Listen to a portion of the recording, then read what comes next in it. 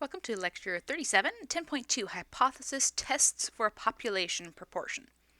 Alright, so Objective 1, explain the logic of hypothesis testing. So recall, in Section 8.2, we learned that the sampling distribution, p hat, let me go ahead, bring my pen out for that, so p hat, is approximately normal with the mean of mu of p hat equal to p, and the standard deviation of p hat equal to the square root of p, 1 minus p, divided by n. Now this is all provided that we have the three following. The sample is a simple random sample. Then we have that n times p, 1 minus p, is greater than or equal to 10, and the sample values are independent of each other. Another way of saying that is our sample size is less than or equal to 5% of the population size. Remember where n is the sample size and capital N is the population size. So, definition. When observed results are unlikely under the assumption that the null hypothesis is true, we say the result is statistically significant.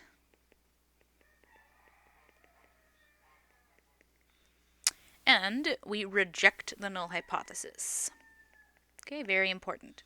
So if we say that it's really unlikely, we reject the null hypothesis. So for example, when we did that tails example in 10.1, we found out that the probability of having 5 tails in a row was basically less than 5%, which is a really low possibility of happening. So in that case, we would have rejected the null hypothesis of our friend, possibly using a fair coin, and say he was using maybe an unfair coin. Now, hypothesis testing using the classical approach. So the classical approach, and if you want to read more about how the classical approach and the other approach came in, you can go ahead and read that in our book. I'm just going to go with the basics of each of the approaches. So, for hypothesis testing using the classical approach, if the sample statistic is too many standard deviations,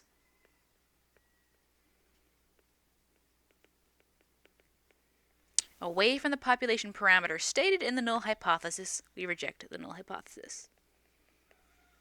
Okay, so for example, if you're thinking of maybe a normal curve, and we have our mean, and if it is too many standard deviations away from what we would consider the null hypothesis, or remember for our heads and tails problem, the 50%, then we would reject the null hypothesis. However, there is another approach. Okay, and we're going to go ahead and introduce something before we talk about the approach. So by definition, a p-value is the probability, hence I'm assuming why it's called a p-value, of observing a sample statistic as extreme or more extreme than the one observed under the assumption that the statement in the null hypothesis is true. So think back to our heads and tails problem. Our p-value for the probability of observing a sample statistic being extreme. So in our statistic, or our sample, we found tails 5 times. Okay? So we would go ahead and find the probability of observing that, which we found before was about 0.03. Remember, this is all from 10.1. I'm referring back to that section. So that was the probability we found of observing that, and that was a very extreme value. Let's take a look at the p-value in a slightly different definition. So put another way, the p-value is the likelihood, let me see if I spelled that right, likelihood or probability that a sample will result in a statistic such as the one obtained if the null hypothesis is true. Hypothesis testing using the p-value approach. So this is the other approach. We have classical and now p-value approach. So, if the probability of getting a sample statistic as extreme or more extreme than the one obtained is small, under the assumption that the statement in the null hypothesis is true, then reject the null hypothesis. So once again, thinking back to our heads and tails argument, we were going with the concept that we had 0.5%. And then we found out what we actually had was somewhere around 0.03%. That was really, really small. So we would have rejected our null hypothesis. Okay, that was just sort of a simple scratch work drawing there. Now, objective 2, testing the hypothesis about a population proportion. So for both the classical and p-value approach, always be sure to check the following three are working with the problem. So first, the samples obtained by simple random sampling. Then, as usual, n times p minus 1 minus p greater than or equal to 10, and that the sample values are independent. Always check this before you begin either the classical or the p-value approach. So now, using the classical approach, how would we do this? Well, remember, there are always the three different types of tests. We have two-tailed, left-tailed, or right-tailed. So the first thing you're going to do is to determine the null and alternative hypothesis. So for h0, for a two-tailed, we have p equal to p sub 0. And remember, we're working with population here, so you're going to be using p. Or the population proportion, sorry. And then h1, we have p not equal to p 0.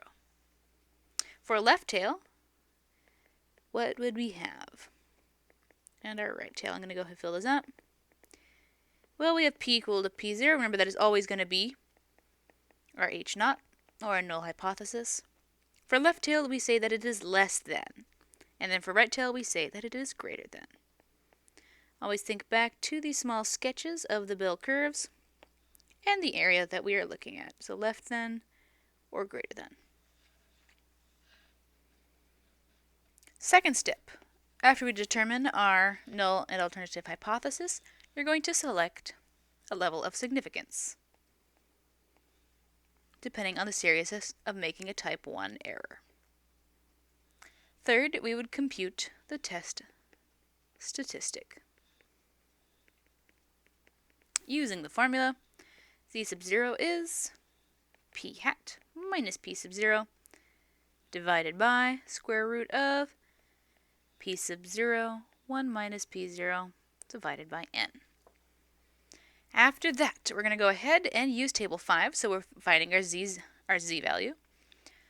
Read through table 5 to determine the critical value. And so for a critical value, so if we're looking for a two-tailed value, we have, now this is where it's weird. For two-tailed, you're going to end up halving your critical value. Okay, so really keep that in mind. So you have your z alpha, and then your z alpha divided by 2. That's the weird thing about the two-tailed. You have to half that area. So if you find a critical value of, let's say, 50, for your two-tailed, you would have 25 and 25 on either side. That is one of the slight weird differences for the two-tailed. So we go ahead and color that in. And then for the left-tailed, you would have negative z alpha.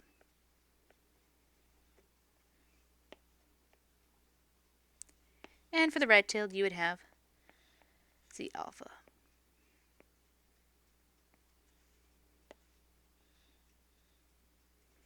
And the areas that are highlighted are the critical regions.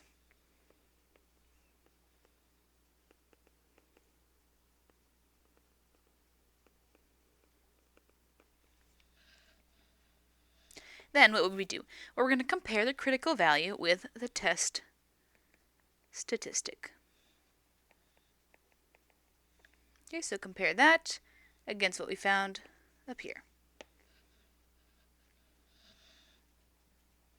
Okay, so what does the comparing look like? Well, if we have that z sub 0 is less than negative z alpha over 2, or that z sub 0 is greater than z alpha over 2, reject the null hypothesis. What would that look like? Well, imagine if you had an interval, and these are our two endpoints, and let's say what we had fell outside of the interval, we would reject it. If it was inside the interval, we wouldn't reject the null hypothesis. Now left-tailed, what is that going to be? Well, if z sub 0 is less than negative alpha, reject the null hypothesis.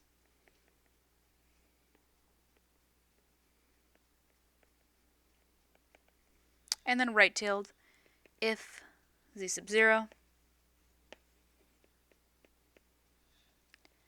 is greater than z alpha, reject the null hypothesis.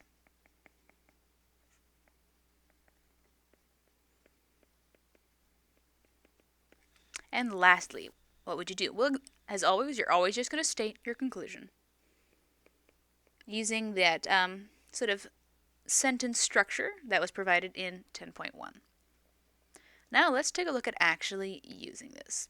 So we're going to test the following hypotheses using the classical approach, and be sure to verify the requirements of the test. So what are the requirements? Well, the requirements is, was it randomized? It actually was randomized. We're going to check that off. And then we need to check that n times p0, 1 minus p is greater than 10. So n is 200 times p, 0.3. 1 minus 0.3, is that greater than or equal to 10? Yep, it is. That is 42, which is indeed greater than or equal to 10. And lastly, are they independent? We're not given the actual values of this problem. We're going to assume they are independent. So let's see, what kind of a test are we working with here? Well, we're looking at greater than, so we have a right-tailed test. Now, what do we want to do? Well, the first step was to determine the type of test and the hypothesis. We already have that. Second step is to determine the level of seriousness, but we're already given that. We're given alpha equals 0.05. So we're going to go ahead and move on to step 3, which is to compute the test statistic. And to do that, we need p hat, p sub 0, and n. And we have all of that except for p sub 0. Or sorry, except for p hat. So p hat, that's going to be our sample proportion, which will be x divided by n. So that'll be 75 divided by 200. And that comes out to about 0.375. So now we can go ahead and plug that in for our test statistic, which is c sub 0. And we have p hat minus p0. I'll go ahead and fill these in a second, just putting in the parentheses. Divided by n. Okay, let's go ahead and plug these in. I'll go ahead and color code them. So what do we have first? Well, p hat. This is the formula that we're given. So p hat is 0.375. And then minus our p sub 0, which is 0.3.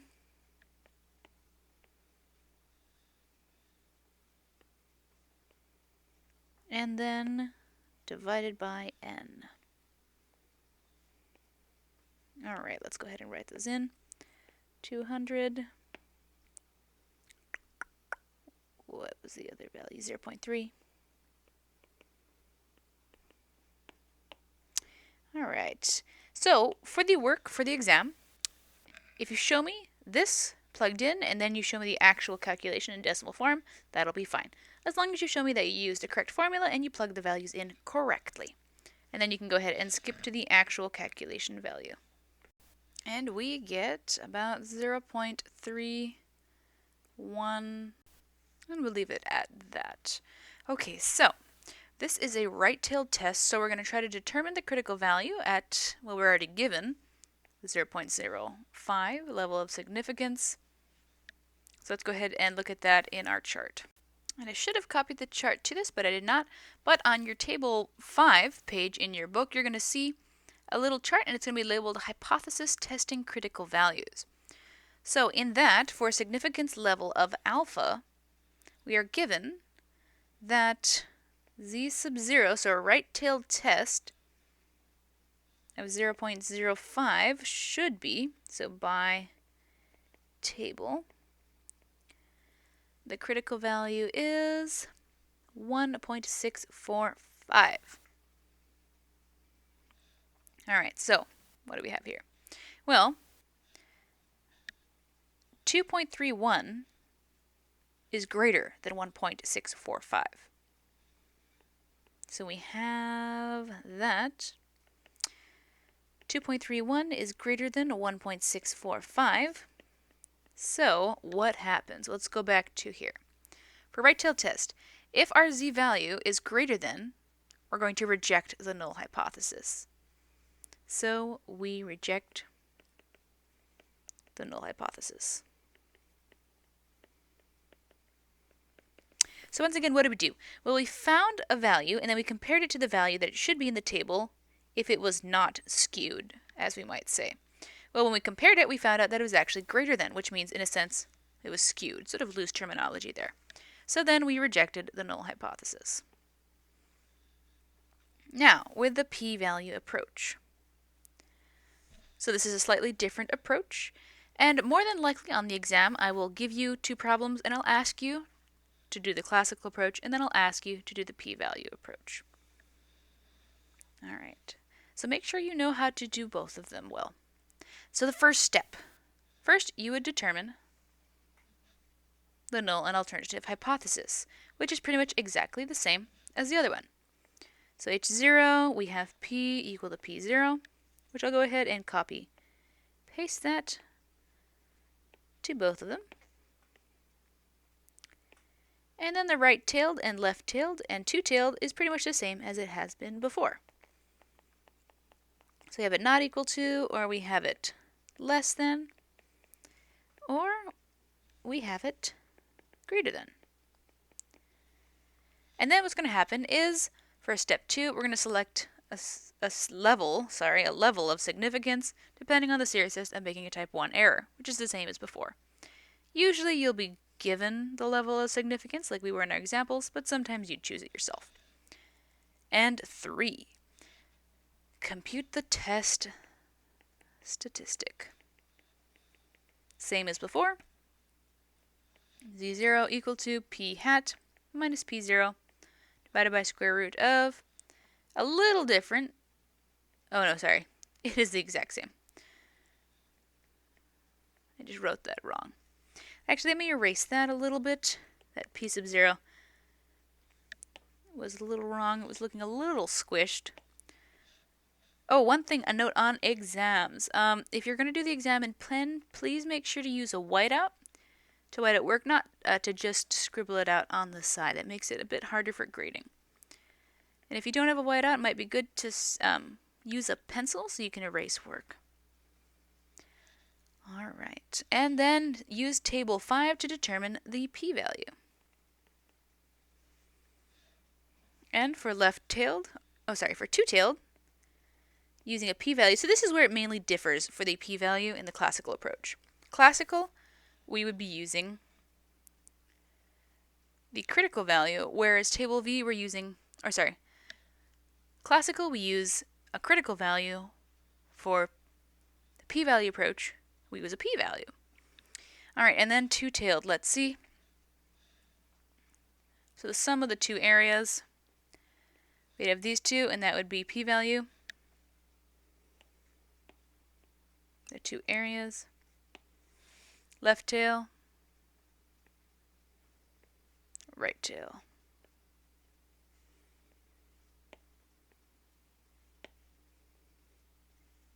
And let's see, so we have p-value.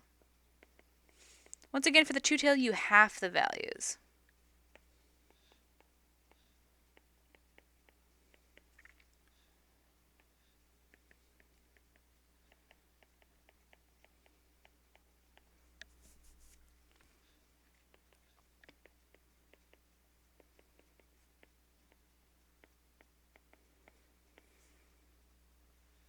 All right, so step 4, if the p-value is less than alpha, we're going to reject the null hypothesis. Okay, so if it's less than, we'll reject it. And lastly, we'll state the conclusion.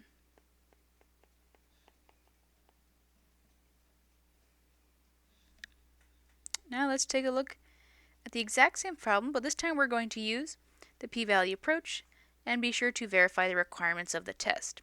Since it's the same problem, we're going to go ahead and forgo looking at the 3 requirements because we already know that they pass. Now let's go ahead and look at the steps.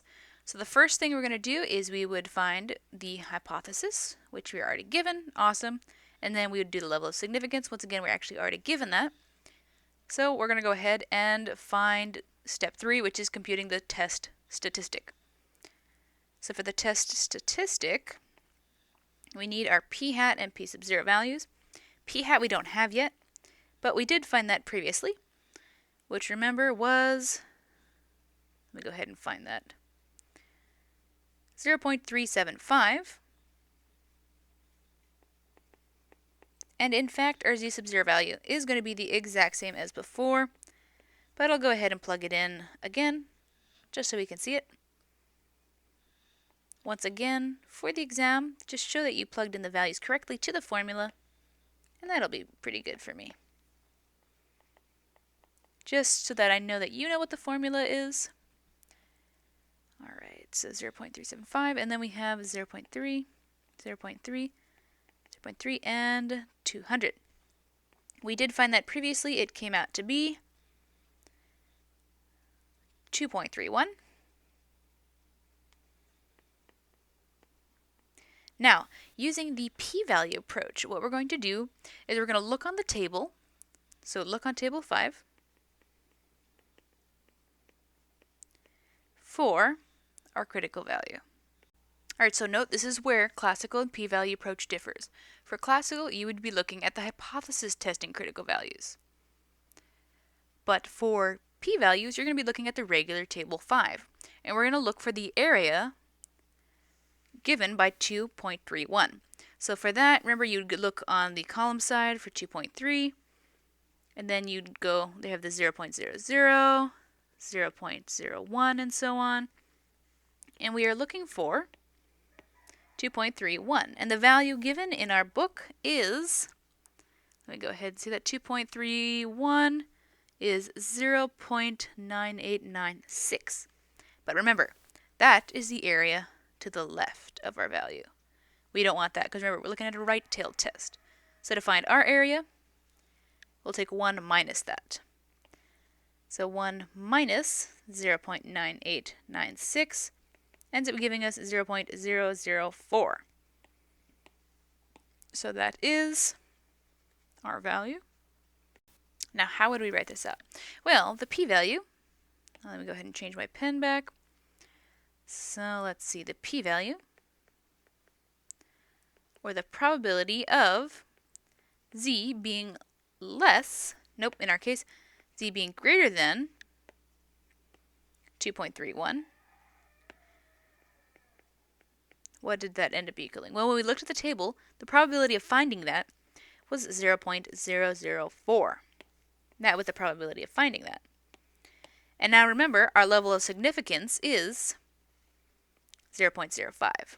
So since p-value is less than our alpha, or we would say 0.004 is less than 0.05, we reject the null hypothesis. So the same outcome.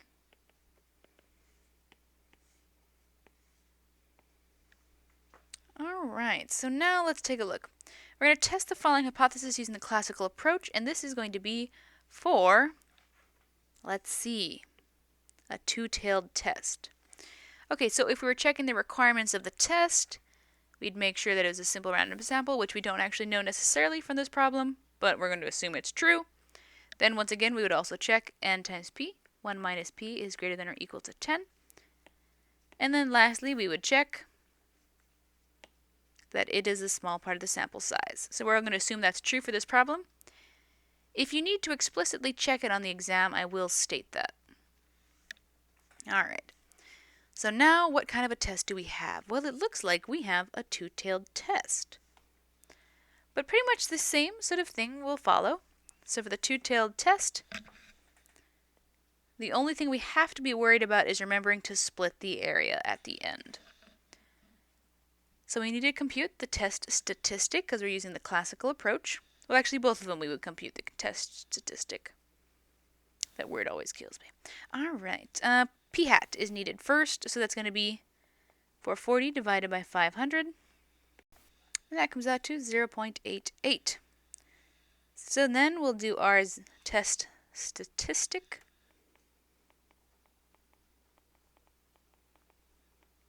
That's going to end up equaling, let's see, P hat, which is 0.88 minus the 0.9 divided by square root of 0.9 times 1 minus 0.9 divided by n, which is 500. Once again, you just need to show that, and then you can go ahead and write down the calculation. And we end up with about 1.49. Okay, so then what are we going to do? Well, we need to determine the critical value. So if we look at the hypothesis testing for critical values, what do we find? Well, let's see. So for two-tailed,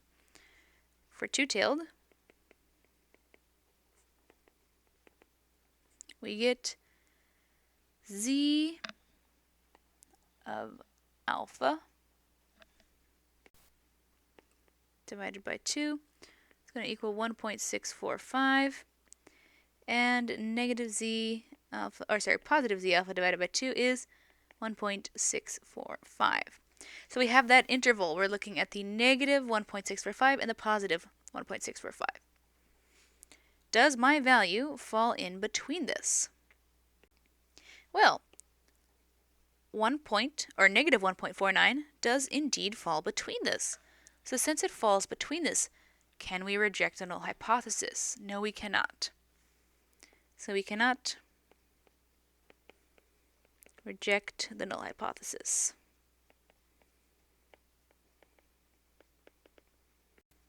There is not sufficient evidence.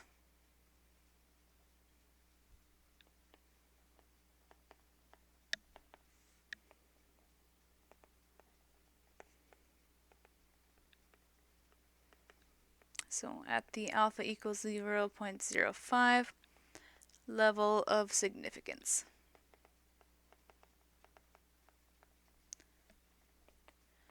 To reject the null hypothesis. So at the level that we're using, we can't reject it. So it's possible if you're using some other level, you could. And in fact, that is something that when I was taking a stats class, I had a stats project. It was a graduate level stats class. It was about if male or females got more coffee. I think that's what it was. And when I first made the problem, I had picked my level of significance, which I think it was 0.05. And I couldn't reject my null hypothesis. So what I did was I just changed my level of significance a wee bit, and I was able to reject it. Which again is something with statistics you do need to be careful about. You need to take a look at what the person was researching and how they set up their research. Okay, because, statistics done by humans, it can be skewed. All right. So example 4. Test the following hypothesis using the p-value approach. Verify the requirements of the test. Once again, it is the exact same problem as before. We're just taking a look at the p-value, which means that our p hat is the same as before, which was 0.88. And our z0 value is also the same as before, which is negative 1.49? Yes. All right, so looking at that we're looking at a two-tailed test using p-values. So for that, what are we going to do? Well, we need to take a look at our table. So we'd be looking for, let's see, negative 1.4. And then we would take a look at all the columns until we ended up with the 0.09 value. And what do I get when I plug that in? So negative 1.49. I end up with 0.0681. But bear in mind, that is the area on the left, 0.0681, which is just half of what we want. We need the other side. So how would we find that out? Well, it is still technically 0.0681. So let me go ahead and erase this to show you how you're going to write this out properly for your homeworks and your exam. So we want our p-value. So the p-value, actually let me go ahead and move this to the side a little bit. The p-value is going to equal the probability of z being less than -0 plus the probability of z being greater than. Okay? And that's going to be equal to, since we're using symmetry, remember, it's symmetric. That's just going to be 2 times the probability of z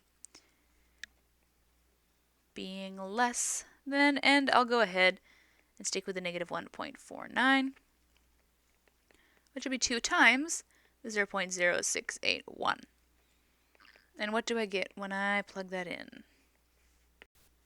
I get 0.1362. All right. So now what is our census? Well, the question is this greater than or less than our level of significance, which is 0.05? Now this is greater than 0.05. So because the p-value is greater than alpha, and we're going to go ahead and list what level of significance we're using, because once again, sometimes your findings can change depending on your level of significance, just like my Starbucks statistics problem changed. So because it is greater than, we cannot reject the null hypothesis.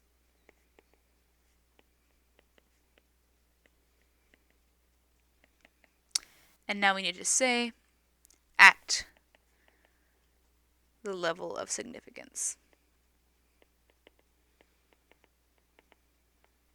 Period. And there we go. Oops, should have cut that off. Let me redo that. Okay. And there we go. So now let's take a look at something else. The two-tailed hypothesis testing using confidence intervals. Alright, so when testing your H0 versus your H1, if you have a 1 minus alpha times 100% confidence interval, which contains your P0, you're going to not reject the null hypothesis. However, if the confidence interval does not contain P0, we're going to conclude that P does not equal P0 at the level of significance alpha. Alright, so let's take a look at example 5, testing a hypothesis using a confidence interval. So in August, that should be a capital A, 2002, 47% of parents with children in grades K through 12 were satisfied with the quality of education the students receive. A recent Gallup poll found that 437 of the 1,013 parents with children in grades K to 12 were satisfied with the quality of education the students receive. Use a 95% confidence interval to assess whether this represents evidence that the parents' attitude toward the quality of education in the United States has changed since August 2002. So we're going to construct a 95% confidence interval around the proportion of parents who are satisfied. And then what are we going to do after that? Well, we're going to see if the interval includes our value or does not include our value. Okay, so what do we have? Well, we have h sub 0, p equals 0.47. h0, sorry, that was h0. h1, we have p does not equal 0.47. Alright, so you would use technology to find a 95% confidence interval, or you could do it by hand.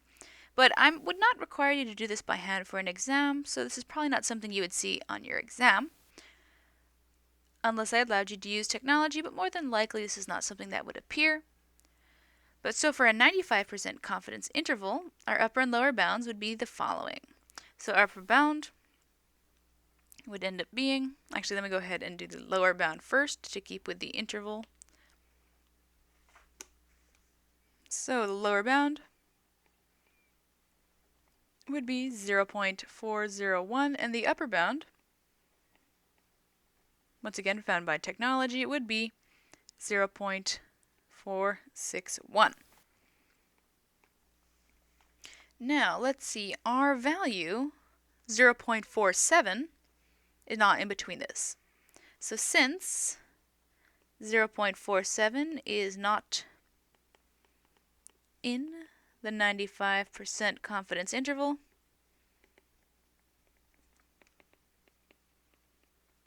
we reject the null hypothesis.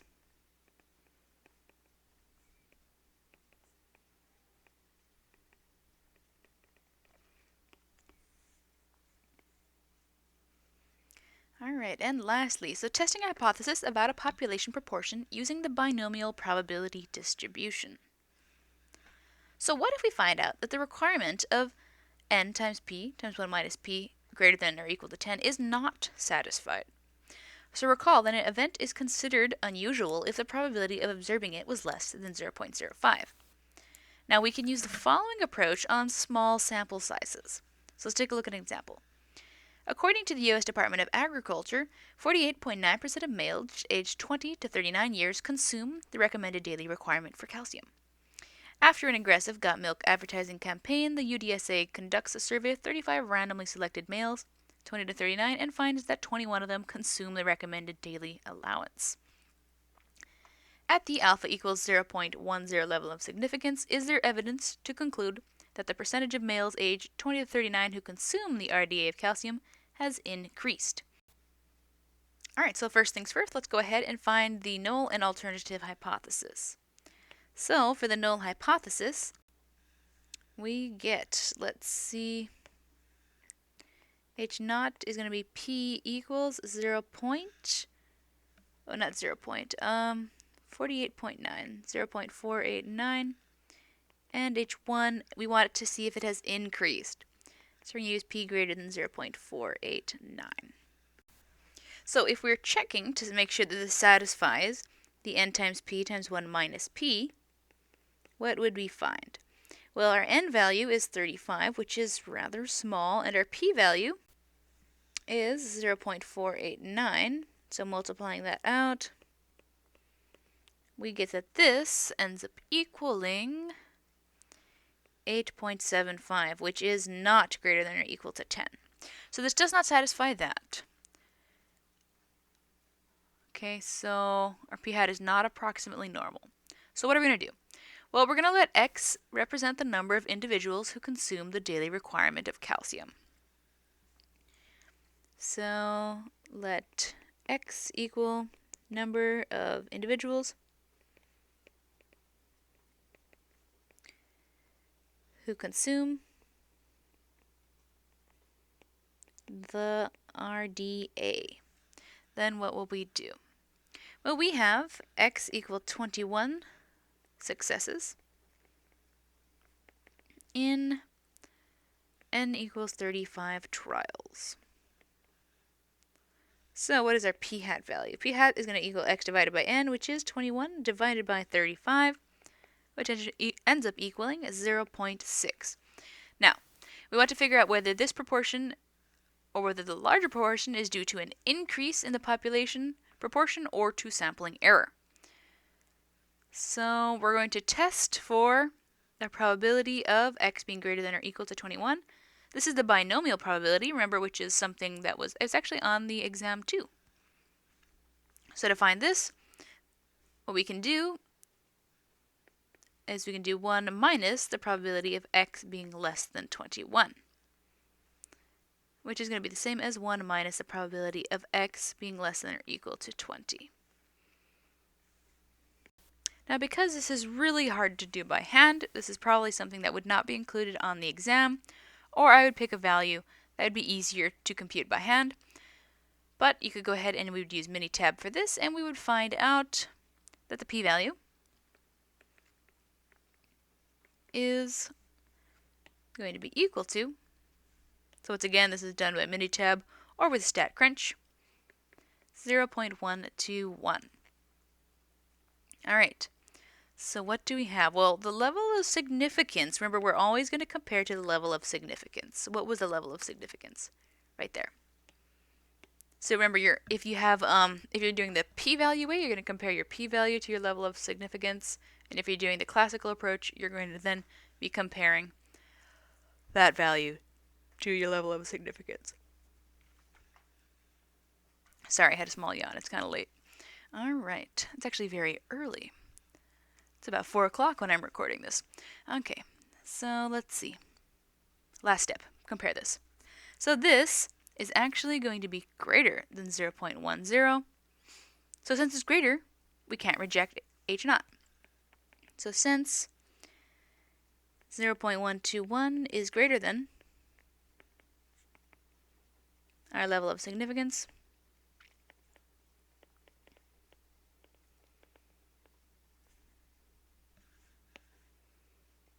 we cannot reject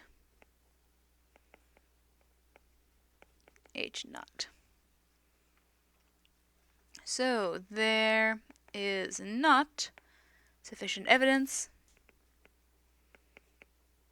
So since this is a word problem, we're going to have to go ahead and use the sentence structure that was provided in 10.1. So there is not sufficient evidence what? To conclude that the proportion of 20 to 39-year-old males who consume the RDA of calcium has increased.